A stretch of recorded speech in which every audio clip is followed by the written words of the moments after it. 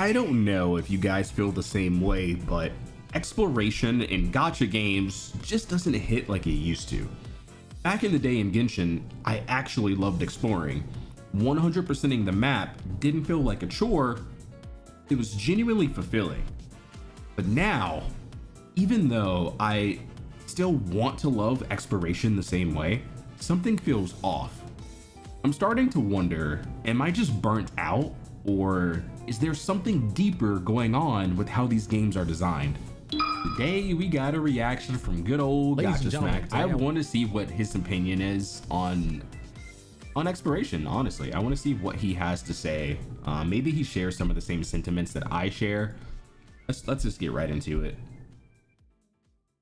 Want to have a very insightful discussion as to why exploration inside of a gacha game will forever remain shallow. Now, there is a caveat to this, and that is when the main story quest is updating, that's when you get the absolute best exploration experience. And the reason that is because many of the world building aspects are tied to that MSQ progressing. Not only that, but the music, ambiance, and vibes, new music, ambiance, and vibes, map expansion, all of it's tied to the MSQ progressing. But my problem with this is it's very linear, controlled, and it doesn't give off a genuine adventure. The adventure is very much finite and tied to that update patch.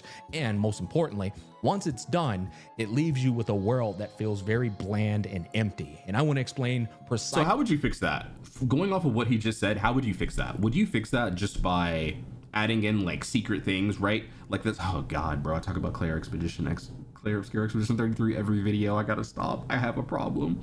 Let's just say older Final Fantasy games, right? Where you can take this off path and oh, guess what? There's a secret boss here. Oh shit, I just ran into Emerald. Oh, I just ran into Ruby. Like, what if like they put in stuff like that in the MSQ to make it feel less linear? These like off paths that lead to more. Obviously, I don't know if you can do that in a 6-week time span, but maybe that's something that could be done. Nicely why that is, what elements are lacking, and why this is the experience and case. Now, firstly, I want to talk about the big pro of the aforementioned things. They all tie into only one component of exploration. They don't make it up entirely. That is world design. You'll notice that gacha companies do not hold back on their budget allocated to world design. That's because it's the biggest component that can pump fake the viewer into believing there's more to offer. Look at how beautiful our world is. Look at that music, that ambiance, those vibes. Man, those stunning visuals look great, don't they? I bet it's a whole lot to explore. Not really, but they do in fact do a damn good job, don't they? In fact, I dare say the world design in these gacha games is not only the best in its genre, it's the best, probably debatably, in the entirety of the gaming industry. Sometimes I take a look at these things and I go, holy shit, I don't think I've seen a better atmosphere than the one before me right now. However, as we see many times in gaming trailers, just because it looks good doesn't mean it is good. Let's start off with monumental problem number 1. Treasure hunting. One of the biggest motivating factors and incentives to go on an adventure in the first place is not to find the One Piece, but to get some goddamn gear, be it armor or weapons, or maybe unlocking a cosmetic skin, abilities that you can use that permanently are added to the arsenal of the character you're using, or maybe it's ability that you can use exclusively in that area to overcome mobs, or allies in and of themselves to take with you on your adventure. And lastly, hidden discoverable places where maybe you get a nice little Easter egg. You heard me? To be fair, that part does exist in gacha games, although quite scarce. It is there. It does exist, but it is giga rare. Like we'll take Wuthering Waves for example, like the secret chest puzzle thing. That was pretty cool, right? I'm trying to think of other games that have done that. Is there off areas like that in Genshin? Maybe there is recently. I can't think of like back when I played. Nothing like that exists in Zenless because of the way Zenless is. It would be really cool if you could like enter a hollow and it's like this secret. There's a secret area in the hollow. This turn that you can take, and it's like boom, secret boss. You know, that would be really really cool. And then you beat it, you get like a emblem, or I don't know what they could give you, but I think that'd be really cool. Times you can get a hidden area though, and maybe you have some special connection with the character, and if you never went to that area, you never would have had the interaction. These are the kind of things that make up treasure hunting in a game for a very positive explorative experience. And the reason they don't exist in a gacha game, well, that would cut into the heaping amounts of revenue that they bring in month over month. They can't add armor and weapons to your explorative experience because they're selling you those things inside of their microtransactions. They can't add skins in there because they just don't want to do that. They'd rather. They totally could though. These companies make so much money, they could totally throw in a skin. You go to this off the beaten path place, you beat said monster, you get a brand skin or something, you know? Like, they could totally do that. They just don't. Sell that to you as well. Abilities affect the very inherent design of a gacha game because abilities are sold to you through selling the characters to you. All of the things that make up a very fun experience for treasure hunting is tied to microtransactions and their monetary incentives. And another reason you can't obtain gear through exploration is because that would clash with the very idea and concept of a stamina consumption system. And no, a stamina consumption system isn't designed to prevent you from burning out. You're giving them too much credit. It's designed to encourage you to refresh to spend money. Gacha developers know good and well how impatient gamers can be when they want to have good gear. And so they put that stamina system in there because they know you're going to run into that wall and go, damn it, I want to farm some more and I want to get my gear now. Guys, one of the most amazing experiences I've ever had in the realms of exploration was from Final Fantasy 7, 8, 9, and 10. And that was discovering legendary weapons and summons for my characters. Oh my God. And you know oh my God. I'm so glad I decided to react to this and I didn't watch it when I was at work.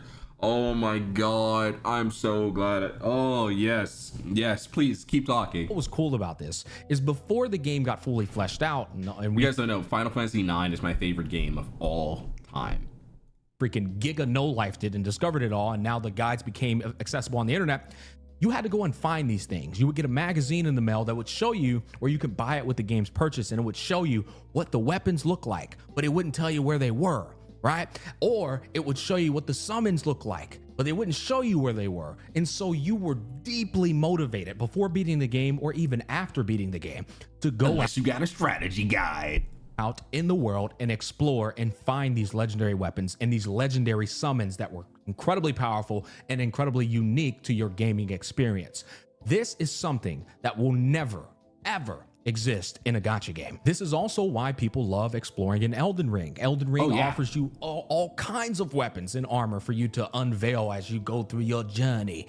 And there's even rich amounts of lore to pick up, and you never know who the hell you're going to run into, and you have the option of killing them or joining them. These things never actually exist inside of a gacha game because, once again, it goes against the very nature of their monetary system. Hence, argument number one of why a gacha game's exploration will forever remain shallow. The next category of exploration I want to delve into next that is lacking is danger, which is kind of compounding on top of treasure hunting. Two references that go to my mind: Final Fantasy 11, the MMO. Anybody who's ever played it will tell you, and maybe, you know what, even World of Warcraft as well. But one you will know for sure is probably Xenoblade Chronicles, because all three of them shared that same concept of, as you were exploring out in that world, that open world, there was a strong chance you'd run into a ridiculously strong mob and it would clap your cheeks if you dared try to fight it or if you got too close to it. Even early Destiny 1 did that. Anyone remember Randall the Vandal?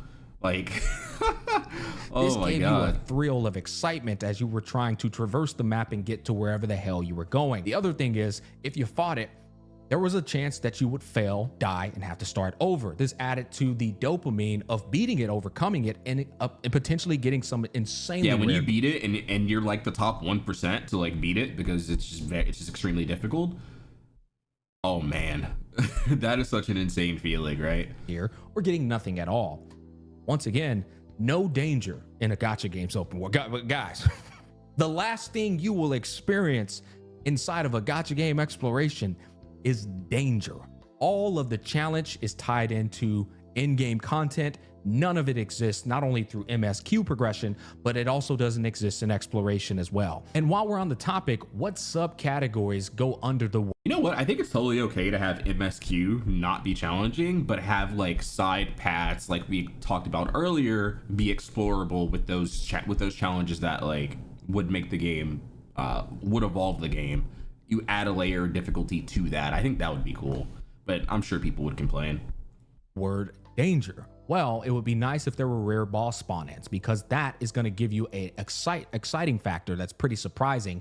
And more importantly, it's going to give you that thrill of danger as you're exploring around. Now, of course, you always have the option to run away, but the fact that it can spawn in creates an air of excitement and what ifs. This next one not only adds to danger, but it also adds to the thrill of adventure, and that would be random dungeons spawning into the world map design. I don't know, it can be underneath the ground, it can be a freaking alternate dimension that you ran into right on here, accident with some rare goblin spawns danger for by you the to get sheep. some very juicy gear. None of these things can exist inside of a Like, gacha ain't game no because bitch. once again, Bro, that in would there. involve you getting some gear. And the biggest issue with these lack of qualities existing Oh, this is it before diminishes I even incentive knew what to Expedition explore 33 beyond was. unlocking I was like, the map what is as this merely shit? a check mark.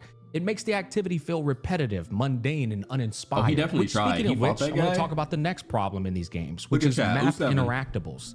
This is one thing that absolutely Sorry. I was talking over him. I apologize. What is he saying? I'm so sorry, guys. And the biggest issue with these lack of qualities existing is it diminishes incentive to explore beyond unlocking the map as merely a check mark.